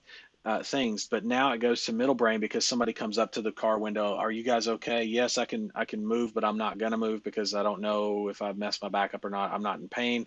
Everybody's good. Can you do me a favor? Check the car. So middle brain's putting through all that stuff, right? And then as you're being wheeled into the ambulance and somebody else has got you, if you will, uh, physically, and you're being looked at, checked through, that's when the mind can tend to drift to neocortex things, so higher functions. Hopefully that makes sense. Great book, by the way. Highly recommend it. I don't make any commissions off of that, but pitch anything. An innovative method for presenting, persuading, and winning the deal. Pitch anything, Warren Claff. And he's got a lot of good one-liners from people supporting the book. It was a fantastic book. It's a good enough book to read again, and he's got a few different books out as well. But this is really great for communication in terms of being able to communicate directly to someone's lizard brain and put them in a place where they instantly start, they're on your side working through the process and problems with you. So for example, I got these calls, I'm bleeding out by the neck, they got to go somewhere, they got to go somewhere today. That bleeding out by the neck scenario feeds directly into their crocodile brain, and you come out of that into the midbrain and neocortex together, right? And there may be a couple points where they jump back down and say, well, no, because they don't want to buy. And that's lizard brain, and you work through with them back up through the process. Okay. So hopefully that makes sense. Great book. Highly recommend it. Definitely helps on communication. So you have to, Rob says, so you have to get them out of the lizard brain before you can talk to the higher parts. Yes, and if you try to go neocortex to neocortex, as Claff explains, it ain't gonna happen because their lizard brain the entire time you're doing that, they're understanding you, right? They hear you. They're not dumb, right? And so it translates. However, the entire time, the it's what we would consider like the elephant in the room. The entire time they're thinking, is this going to cost me money? Because you didn't pitch them, they didn't have the chance to say no, and then work their way from the lizard brain to the midbrain and the neocortex, if that makes sense. Um, so yeah, hopefully that makes sense. And there's a reason, if you notice, whenever somebody comes onto a call and they're all hectic or they're all frantic and something's not right, you notice that I talk to them first about that, not about what they're trying to get the answers to, because that's neo to neo as opposed to lizard brain, or neo to lizard brain rather, because I'm already up there in that level when I speak to the lizard brain, and the same happens on their end if I'm the one in distress or emergency. They're coming from a place of strength with their neocortex engaging my lizard brain if they're self-aware enough. And again, kind of comes from, this is a very important book. There's so many good books out there. Don't get me wrong, and I've got a ton of them. I'm seriously considering. I think actually I may have already added this to the the Founders Library, right? As part of one of the things that were given away on the Komodo Award and the Best New Performance. I'm pretty sure this is one of them because of that. But if it's not, and I left it out on my desk for a reason, I'm going to go check. And if it's not, I'm adding it because it's that important in terms of understanding language. Not being able to just pitch, yes, that's cool and that's great. And Oren does a great job of teaching that. But man, there's so much more to take away from that on how to communicate with people on every level for every situation, not just pitching. I mean, if you knew that and you were able to start to identify, fuck, this person is in an urgent situation, or they feel it's urgent, or man, they're in a totally different state of mind that they're not going to be able to solve this problem because they're still in lizard brain mode. Let me talk to that lizard brain, and then you work your way up through the process, through the layers, the midbrain, and then the neocortex. Now you can have neo to neo, right? Neocortex and neocortex, and have those higher level conversations because they're not in lizard brain anymore. They're not worried about whether instinct wise that they're going to fight, flight, or freeze, right? Hopefully that makes sense. Mohammed says it's called Pitch Anything. Yes, it's Pitch Anything by Oren Klaff. Here, I'll hold it up again. Pitch Anything, Oren Klaff. This happens to be the hardback version, and I'm sure that he has softback or soft cover, whatever you call it, paperback.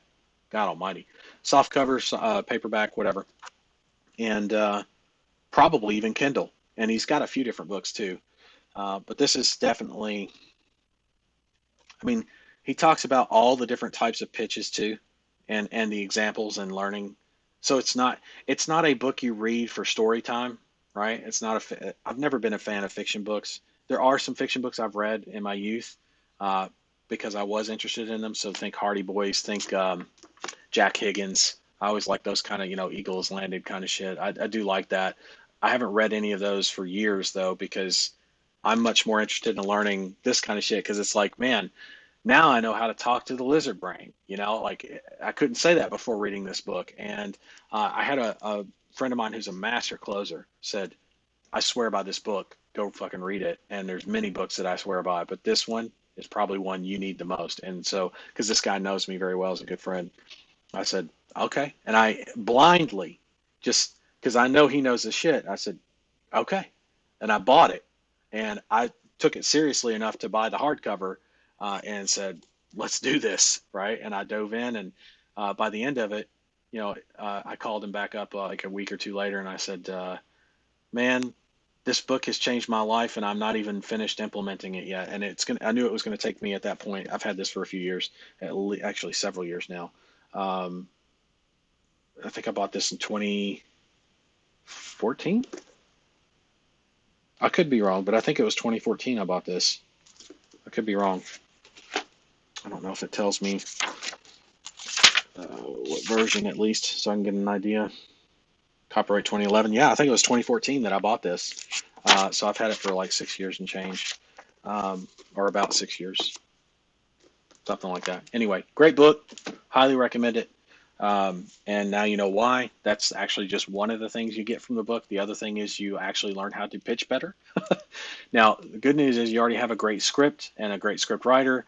That would be me. And I've put together what works and what's effective by trial and error based off of these kinds of things, for example, not just the lizard brain and speaking to the lizard brain. It's one of the reasons why we talk the way we do in the pitch, and why we say what we say when we say it, why we ask what we ask when we ask it.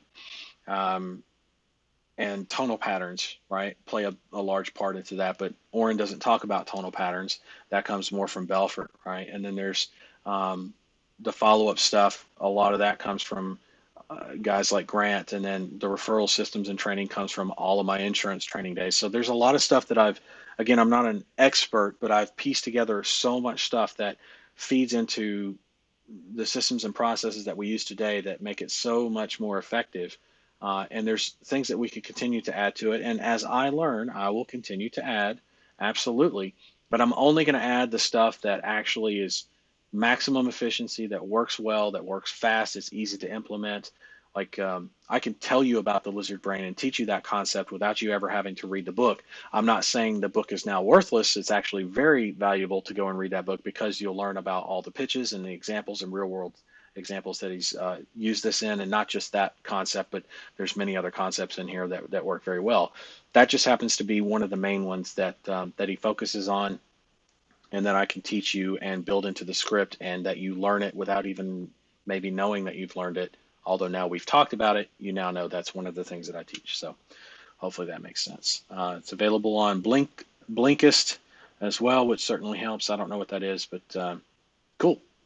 Kindle version of it too. Yeah, I kind of figured, because Oren's, he's got a few books published, if I'm not mistaken now.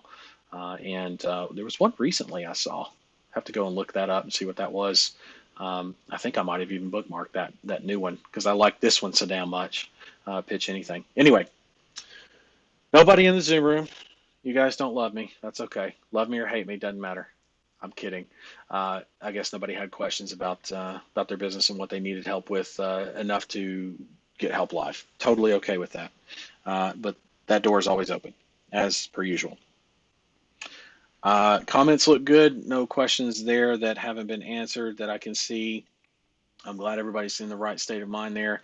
Attendance, I'm going to go ahead and take that now and mark everybody down. You're not going to have to do anything. So Scott Moody, Jeff Brewer, Steve Taylor, Tim Blank, John Smith, Mohammed Zakir Hussein, Art Tatman, Adrian Bryan, Garrett Amon, and Robert Kornack. I've got all of you gentlemen marked as present for the 19th Saturday here, okay? All right.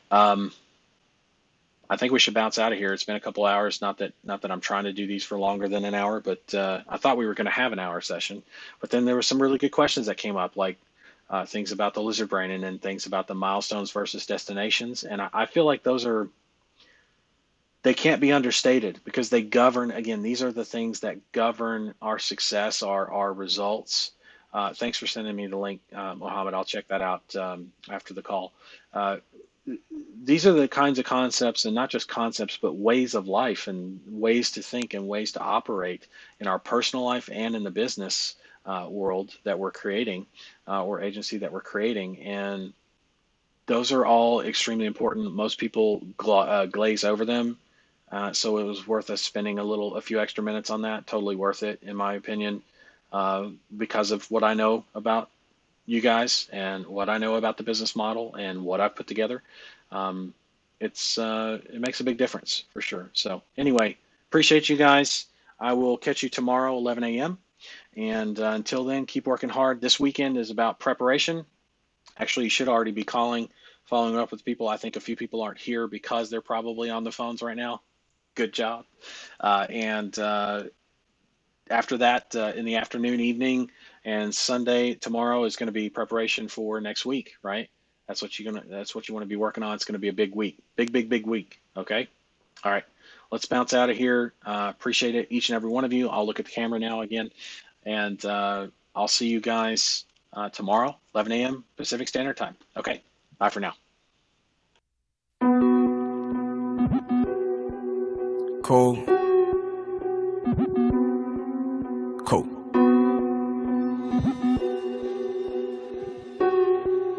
You fall. Back on my shit with a new advantage. I leave it up to you to settle the damage. Diamond, yeah, I know it's foreign to him. I came from the guts of rural Alabama. Steph Curry wrist, watch with the handle. Simple motives, gotta lead by example. Not too many make it out when they doubt. Never been about bailing off of my route. Rain gang, got the city HD. Hate to see my brother die every week.